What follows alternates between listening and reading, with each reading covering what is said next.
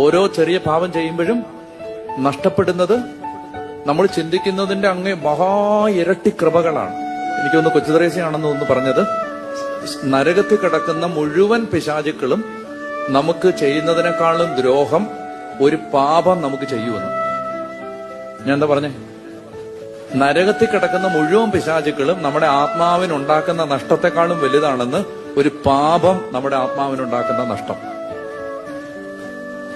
അപ്പൊ ഇങ്ങനെ നമ്മൾ എന്ത് ചെയ്യണം? പാപം ചെയ്യാൻ പാടില്ല. വേറൊരു ആംഗിളിൽ നമുക്കിതിനെ കാണാൻ പറ്റേണ്ടത് ഇങ്ങനെയാണ്. അതായത് ഓരോ പാപം ചെയ്യുമ്പോഴും ഈശോയ്ക്ക് ഏറ്റവും കൂടുതൽ നമ്മളെക്കുറിച്ച് വേദന തോന്നുന്നത് നമ്മൾ പാപം ചെയ്യുമ്പോഴാണ്.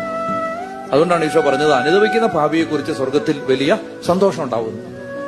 നമ്മളൊരു പാപത്തിലേക്ക് പോകുമ്പോൾ കർത്താവിന് അതൊട്ടും സഹിക്കാൻ പറ്റത്തില്ല. നമ്മൾ എന്തോരം വലിയ പ്രാർത്ഥിച്ചു, ഭയങ്കര ഫ്രണ്ടിൽ നിന്നു, ആരാധിച്ചു, തലയിറങ്ങി വീണു, ബോധം കെട്ടു, ഇതൊന്നും കർത്താവിന് സന്തോഷം തരുന്ന കാര്യമല്ല. കർത്താവിന് സന്തോഷം തരുന്നത് വിശുദ്ധി കൂടാതെ ദൈവത്തെ പ്രസാദിപ്പിക്കുക സാധ്യമല്ല. കൺവെൻഷൻ നടത്തി, ധ്യാനം നടത്തി, ബൈബിള് പഠിപ്പിച്ചു, അതിനൊക്കെ പിണ്ണാക്കിന്റെ വിലയുള്ളൂ.